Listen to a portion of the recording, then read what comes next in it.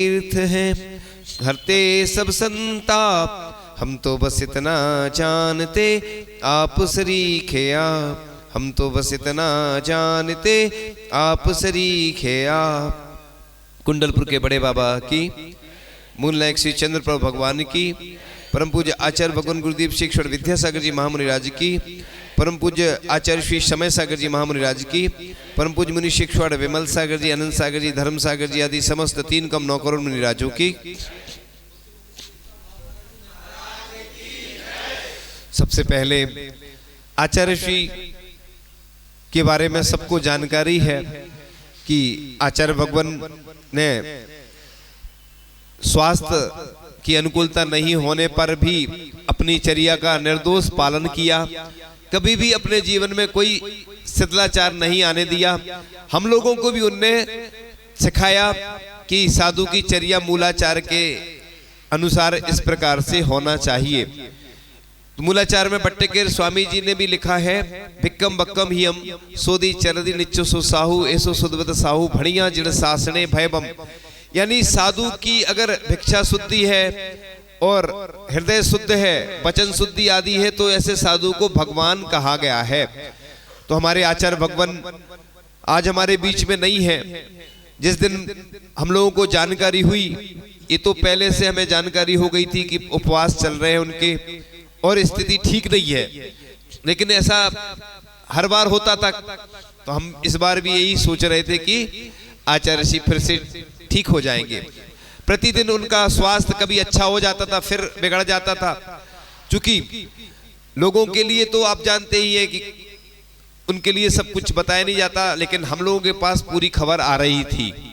लेकिन उस दिन जब आचार्य भगवान की खबर आई तो हमारे पैरों तले जमी खिसक गई कि हमारे बीच से हमारे जैसे पिता हैं और हमारे भगवान हैं वो। और इस काल में चाहे जैन हो चाहे जैनेतर हो, सबके लिए वह मार्गदर्शन प्रेरणा देते रहते थे। और उनके बारे में जब भी बोलते हैं तो शब्द बौने पड़ जाते हैं, कम पड़ जाते हैं। तो आचार्य भगवान के चरणों में हम विनयांजलि भावांजलि अर्पित करते हैं कि वह आज हमारे बीच में नहीं है। उनकी कमी तो पूरी नहीं हो सकती, लेकिन उनने जो भी हमें उपदेश दिए हैं और संकेत दिए हैं, प्रेरणा मार्गदर्शन दिया है, वह हमारे बीच में हमेशा रहेगा। और आचार्य भगवान की भावना हमेशा अच्छे कार्यों के लिए रहती थी और उनका आशीर्वाद जब भी प्राप्त हो जाता था तो बड़े काम भी बहुत छोटे हो जाते थे और सहज रूप से हो जाते थे, हम लोगों को लगता ही नहीं था। और आज उनकी जो कमी इस भारत के लिए महसूस हो रही है, सभी ने अपने अपने हिसाब से आंखों में आंसू बहा करके उनके प्रति विनयांजलि अर्पित की। चाहे वह प्रधानमंत्री जी भी हो, चाहे देश के बड़े बड़े नेता हो, चाहे कोई अन्य भी, सभी साधुओं ने उनके बारे में आचार्य भगवान को विनयांजलि अर्पण की। तो इस प्रकार से आचार्य भगवान की कृपा सबके ऊपर बरसती रहती है थी। और आज वह हमारे बीच में नहीं है, तो बस उनकी प्रेरणा मार्गदर्शन हमें हमेशा मिलता रहेगा। हम तो यही कहते हैं, हमारे हृदय में आज भी वह विराजमान है। भले ही वह यहाँ से चले गए हों, वो जहां भी गए हैं बहुत ऊंचाइयों पर गए हैं। और आगे की बात करते हैं। प्रारंभ प्रातःकाल की बेला में देखा अभिषेक हो रहा था, भगवान विराजमान थे। हमने देखा कि पहले देखो तो कि क्या कमी है, फिर बताने के योग होता है। तो हमने कहा कि नहीं, अपने 3 लोक के नाथ हैं ये, और 3 लोक के नाथ को जो अच्छे से अच्छा आसन देता है। शास्त्रों में लिखा है कि जो भगवान को सिंहासन प्रदान करता है उसको आगे सिंहासन प्राप्त होता है। जो भगवान के आगे छत्र ऊपर लगाता है, भगवान के ऊपर, वह उसके ऊपर छत्र छाया भगवान की बनी होती है और वह राज्य भी करता है आगे। और जो चमर ढुराता है उस वह निरोगी होता है, उसके आगे भी आगामी काल में चमर ढुरते। इसलिए अपन को अभी तक जो करते आ रहे वो तो करते आ रहे, भूल बस। अब भगवान हमें इतनी सामर्थ्य दो कि हम भगवान का अभिषेक शांति धारा सोने के कलशों से और सोने की झारी से हम करें। रोज भावना भाया करो, उसमें क्या जा रहा है। कई लोग भजन में गाते ना, छोटा सा मंदिर बनाएंगे, वीर गुण गाएंगे। तो हमने कहा भजन भी गा रहे हैं और कंजूसी कर रहे हैं। अरे ये गाओ सुंदर सा मंदिर बनाएंगे। ऐसे ही प्रतिदिन यही भावना भाव, हे भगवान आपको मैं स्वर्ण की सामग्री से पूजन करूं, आपकी रत्नों से पूजन करूं, इसमें क्या बताओ लग रहा अपना।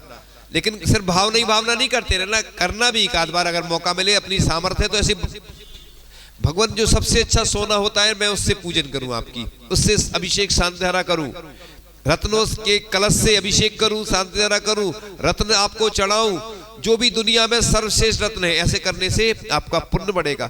हे भगवान जब भी मैं स्नान करूं तो इस भावना से स्नान करूं कि महाराज जी को आहार दान करूं, आपकी अभिषेक पूजन करूं, शांति धारा करूं। धार्मिक क्रियाओं के निमित्त से अगर ऐसा भावना करोगे तो पुण्य बढ़ता चला जाएगा। भोजन करने से पहले ये भावना करो कि 3 करोड़ मुनिराजों में से जितने मुनिराज आहार करते हैं सबके निरंतराय आहार हो।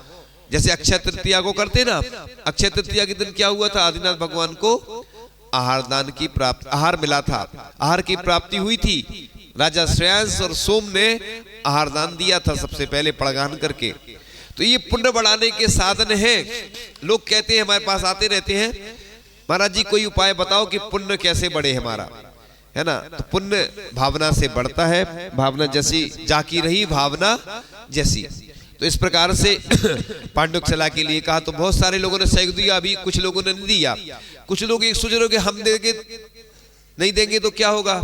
एक बार एक राजा ने कहा एक तालाब का गड्ढा खोद दिया गया सूखा, और कहा कि सबको 1-1 लोटा दूध डालना है। क्या डालना है? दूध डालना है, इससे इस कुंड को भरना है। आज लोग चतुर तो बहुत होते हैं, होशियार होते हैं, दिमाग लगा लेते हैं। कोई भी किसी को कुछ कहा जाए तो दिमाग लगाते हैं।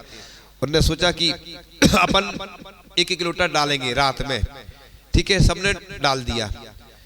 सुबह देखा, राजा ने कहा अरे वाह कितने अच्छे लोग हैं यहाँ के, पूरा भर गया, चलो पास से जाकर देखते हैं। तो पूरा तालाब भर गया था, लेकिन काय से भरा था? काय से भर गया? जल से भर गया। किसी ने दूध नहीं डाला। लोगों ने सोचा कि वो डाल देंगे दूध, वो सब यही सोचते। ऐसे ही क्या होता है जब दान की बारी आती है तो लोग वो कर। कल हमने शाम को उद्बोधन दिया था और दान की महिमा बताई थी। अभी चूंकि समय कम है हमारे पास, हमने समय जो दिया था उससे लेट चल रही है गाड़ी, और आगे का तो भरोसा है नहीं, कि लंबी यात्रा है और यहाँ पर पहली बार आना हुआ है। उत्साह की कमी दिखी थोड़ी सी, उत्साह बढ़ाना चाहिए अपन को। देवशास्त्र गुरु के प्रति जितना उत्साह दिखाओगे, जितना पुण्य बढ़ाओगे। पाठशाला की बात आती है, कुछ आती है तो बस लोग बोध हो जाते हैं। वैसे तो बोलते रहते दिन भर, सबको मिलके पाठशाला भी चलाना है। पाठशाला से ही संस्कार मिलेंगे, जो पढ़ाने वाले हैं उनकी भी बुद्धि बढ़ेगी और अपने बच्चे संस्कारित होंगे, कोई दूसरे बच्चे थोड़ी हैं। और स्वल्पाहार भी रविवार के रविवार अपने घर पे करा के देखना एक बार। इतने सारे बच्चे आएंगे तो आपको इतना आनंद आएगा कि लगेगा। आप लोग शादी विवाह में तो भोजन कराते हैं, वो अलग होता है, लेकिन बच्चों के आने से एक पॉजिटिव एनर्जी घर में आ जाती, ऊर्जा आती है। कराएंगे उसके माध्यम से इतने सारे बच्चे आते। हमने देखा सायगढ़ में एक बार हम थे तो वहां आहार चर्या हो रही थी, उसके बगल में किसी ने निमंत्रण किया, बहुत सारे बच्चे आए, उनको पेंसिल आदि गिफ्ट भी दी। तो ये क्योंकि बाजार का भोजन कराओगे तो बाजार के संस्कार आएंगे, बाजार से लाते हैं लोग। पूरे भारत में चलती व्यवस्था है ऐसी, लेकिन कई स्थानों पर घर में ले जाते हैं, वो एक अलग आनंद आता है। तो एक तो पाठशाला को व्यवस्थित करना है, सबको सहयोग करना है। आज भले ही माहौल नहीं था, लोगों का मन नहीं था, चतुर्मास हो जाता है जहां पे तो माहौल ठंडा हो जाता है, और ठंड वैसे भी है। लोग क्या होता है ना, आपको सीखना है तो अभी हम लोग पंचगणना करा के आए, पाटनी जी आर.के. मारल वाले, और उन्होंने ध्वजारोहण भी किया। पहले वेदी प्रतिमा विराजमान की, उसके साथ कलशारोहण की स्थिति उधर दिख नहीं रही थी, तो महाराज जी ने कहा कि उन्हीं से करवा देंगे। तो उनने कोई घोषणा नहीं की, लेकिन वो अच्छी ही घोषणा करते, जब भी करते, छोटी मोटी नहीं करते। वो उनसे दान देना सीखो आप। उनने सबसे पहले आचार्य श्री ज्ञान सागर जी महाराज की समाधि स्थल जब बन रहा था तो छोटी सी राशि दान दी थी उन्हें, और आज क्षमता बढ़ती गई। पूज्य आचार्य भगवान का संस्कार जो अंतिम हुआ ना उन्हीं ने किया, और इतनी बड़ी घोषणा की उधर आचार्य श्री के लिए, मतलब आचार्य श्री की समाधि स्थल पर बहुत बड़ा कुछ बनना है। अभी हमें उसकी जानकारी नहीं है इसलिए मैं नहीं बोल। तो दानी की कहानी आपको हम सुनाएंगे, महादानी है वह। आप तो छोटे से दानी तो बन सकते हो उनको सीख करके। ओ कुछ लोग वहां पर संगीत आदि का जो होता ना काम, बैठे हुए थे। उन्होंने अपने लोगों को बोला कि हमें इतनी राशि, हम बता नहीं रह चुकी, छोटी सी राशि थी, और वो उनको दे दी उन्होंने। वो मतलब जब भी आते हैं, और हम उनकी प्रशंसा इसलिए नहीं कर रहा हूँ, लोग सोचेंगे कि महाराज जी के पास आते हैं इसलिए। अभी भी बिहार के लिए उन्होंने पूरा बोल दिया, जहां तक महाराज जी जाएंगे पूरा बिहार तुम लोगों को कराना, अपने पूरे जितने भी उनका स्टाफ है सबको बोल दिया कि महाराज जी के साथ बिहार कराना है। तो मतलब पुण्य ऐसे बढ़ता है। और जब हम लोग उनके प्लांट पे जा रहे थे, वो पैदल जा रहे थे, 9 किलोमीटर चले पैदल, और उनसे कहा कि आप थोड़ा रेस्ट कर लो, बीच में बैठ जाओ। नहीं, बोले महाराज बनना है, मुनि महाराज बनेंगे तो अभी से अभ्यास कर रहा हूं मैं, है ना। तो सोचो, सब कुछ होते हुए भी त्यागना। उनकी पत्नी की 5 प्रतिमा लिए हुए, व्रत प्रतिमा। पूरे भारत में इतना दान देने वाला कोई आज तक हुआ नहीं है। पहले व्यक्ति है जो सबसे ज्यादा दान करने में अग्रणी है, और जिनके पास समय नहीं रहता है, फिर भी जहां कहीं भी आचार्य श्री रहते थे तो अपने पर्सनल जो विमान है उनके खुद के, उससे पहुंच जाते थे दर्शन करने, या कोई अचानक कोई ऐसी बात आती थी तो वैद्य को, डॉक्टर को लेके पहुंच जाते थे। और अभी भी जब हम लोगों के पास थे, वो उस दिन पंचकर्णा का समापन हुआ और जानकारी तो मिली गई थी कि आचार्य श्री का स्वास्थ्य नहीं, वो पहुंच गए थे, और अंतिम संस्कार के समय भी वह थे। और हमेशा वो जब भी ऐसा नहीं सोचते कि आज हमने दान दे दिया तो अब कल नहीं देना। उसी दिन भगवान की प्रतिमा आई तो शांतिधारा से शुरुआत की, तो घोषणा उन्होंने जो की हम बताना नहीं चाह रहे आपको, आप सुन के दंग रह जाओगे। इसलिए दान में कभी कंजूसी नहीं करना, और आपके पास कमी हो जाए तो हमारे पास आ जाना, हम आपको पूर्ति करवा देंगे। आप दान देने के बाद, अगर आज तक कोई दान देने के बाद गरीब नहीं हुआ बल्कि प्रभु के करीब हुआ। इसलिए पांडुकशिला में 300 घर की समाज है, पूरे लोगों को योगदान देना है। जिसकी जो क्षमता है, छिपाना नहीं, तो आपकी प्रसिद्धि हो जाएगी।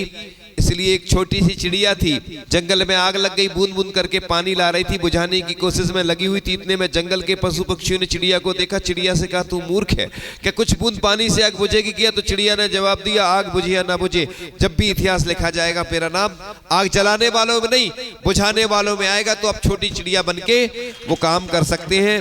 इसलिए पांडुकशिला, छत्र, चमर सब ऐसा होना चाहिए कि लोग बाहर से भी आते देखते हैं। और भगवान के लिए तुम क्या दोगे? भगवान अपनी व्यवस्था खुद कर लेते। भगवान की तुम कर सकते क्या व्यवस्था? भगवान का पुण्य इतना रहता है कि अपनी उनकी व्यवस्था। एक बार हम बंधाजी में थे, वहां अतिशयकारी भगवान है, अजितनाथ भगवान, और हमने भावना भाई है भगवान आपके जो छत्र, चमर, ये भामंडल आदि जो है सब चांदी के हो जाए तो अच्छा रहे। और तुरंत एक महिला दिखी हमें, हमने पूछा आप कहां से आई? बोली जयपुर से। तो हमने कहा भगवान के लिए छत्र, चमर, भामंडल की व्यवस्था करना है। ना तो हम उनको जानते थे ना वो हमें जानती थी, लेकिन बोला उनसे कि महिला मंडल की तरफ से करना है। वो गई, फिर उन्होंने साइज मंगवाए, कौन साइज का है भगवान का, क्या भामंडल आदि। और कुछ दिन बाद वो अपने पति के साथ स्वयं आ गई लेके, और लगाने के लिए प्रतिमाधारी थी वो। अब सोचो भगवान का पुण्य कितना रहता कि भावना भाई, और तुरंत काम हो गया। और इधर इतने लोग बैठे हैं, फिर भी यहाँ कंजूस लोग बैठे हैं, है ना। कुछ लोगों ने उदारता दिखाई, बहुत अच्छा काम किया भैया, जीवन का कोई भरोसा नहीं, कितने लोग ऊपर चले गए और आप भी चले जाओगे, तो कुछ तो कम से कम अच्छा काम करके जाओगे। पाटनी जी तो इतना देते कि हम बता ही नहीं सकते कितना देते हैं वो। पाटनी जी का हम इसलिए नाम पहले नहीं लेते थे, लेकिन अभी हमने खुद देखा जब, और खुद सामने हमने बोला, चूंकि रथ आया था अर्थुना समाज से, तो हमने जैसे ही बोला उनसे, तो पहले उनने कुछ बोला कि आप बताओ, फिर बोलते बोलते वो अब अंदर की बातें रहती हैं, उनको कोई दिक्कत नहीं होती है, लेकिन फिर भी बोलने में ठीक नहीं रहता। तो आप लोग सोच भी नहीं सकते, हो सकता है आपने पूरे चतुर्मास में भी उतना नहीं किया, उतने अकेला वो कर देते। तो दानी व्यक्ति की कहानी है ये, महादानी की कहानी। इसलिए आज चूंकि समय सीमित है और आगे की प्रक्रिया आहारचर्या का समय हो चुका है, इसलिए आचार्य भगवान के चरणों में एक भजन के साथ बस। वैराग छाव गुरु की सुख नाव देती, जो बैठते शरण में शिव नाव देती। हे नाथ आप सबके भगवान स्वामी, त्रिकाल में गुरु सदा तुमको नमामि। तो आचार्य भगवान के चरणों में बस यही पंक्ति के साथ विराम लेते हैं। चूंकि और भी बातें बताते बहुत सारी, लेकिन समय सीमित है, आगे लंबी यात्रा है और बड़े बाबा के चरणों में सब संग पहुंच रहे हैं, हम लोगों को भी पहुंचना है।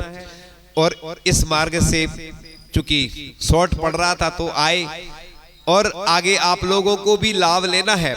और इसी प्रकार से आप लोग दान के माध्यम से जुड़े, चाहे वो आहार दान हो, चाहे शास्त्र दान हो, ज्ञान दान हो, और भी जो अभय दान आदि जो दान लिखे हैं। दान में कभी कंजूसी नहीं करोगे तो आप ऊंचाइयों पे पहुंचते जाओगे। जिन लोगों ने जब जो दान दिया वो ऊंचाइयों पर आज पहुंच गए हैं।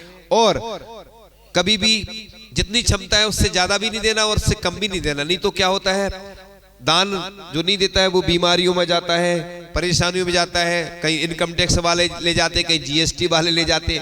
तो क्या होता है, उससे अच्छा तो भगवान को दोगे तो बीमारियों में नहीं जाएगा। कोई पैसा खा जाता है, अपन व्यापार करते हैं उधार दे देते हैं। हमारे पास बहुत सारे ऐसे लोग हैं, खुद के जीवन में भी देखा है और अभी भी वर्तमान में सुनाते हैं लोग, महाराज जी हम कमाते कमाते परेशान, और वो हमारा पैसा रिश्तेदार ले गए, पड़ोसी ले गए, भाई ले गए, पत्नी ले गई, बच्चे ले गए, ससुर ले गए, सास ले गई, ऐसे खा जाते हैं। इसलिए ईमानदारी से कमाओ, भगवान को दान दो तो आपका पैसा आपके पास रहेगा, आपके बच्चे आपके पास रहेंगे। नहीं तो बच्चे भी बर्बाद कर देते हैं व्यसनों में, अन्य कार्यों में। इन्हीं भावनाओं के साथ आगे यहाँ की समाज और ऊंचाइयों को छुए। पूज्य समय सागर जी महाराज का यहाँ एक सप्ताह का प्रवास मिला था, आप लोग निवेदन करने जाएंगे तो हो सकता महाराज जी चतुर्मास आपको देंगे इस बार, तो उन्हीं की कृपा से। क्योंकि आप लोगों का सौभाग्य है कि उनका सानिध्य आपको यहाँ 7 दिन का प्राप्त हुआ था। आगे साधुओं के चतुर्मास आपको मिलते रहे और प्रवास मिलते रहे। इसी तरह से आप धार्मिक क्रियाओं से जुड़ते रहे। थोड़ा सा हमने कड़क इसलिए बोला था, कड़क बोलना पड़ता लोगों से जब भी काम होते हैं, और बहुत अच्छा काम हो गया। आगे अगले क्रम में जब भी कोई यहाँ कार्यक्रम होगा तो उसमें और भी भूमिका बन जाएगी, तो पांडुक शिला बन जाएगी और 3 लोग के नाथ उस पर विराजमान होंगे। जिस प्रकार से भगवान को ऊंचाइयों पे आप पहुंचाओगे, आप भी ऊंचाइयों पे पहुंचोगे। आप ऊंचाइयों पे पहुंचे, आप निरोगी रहे, आपके सब कष्ट दूर हो, आपकी सब समस्याएं दूर हो। इन्हीं भावनाओं के साथ परम पूज्य आचार्य भगवान गुरुदेव श्री विद्यासागर जी महामुनि राज की। देखिए बंधुओं,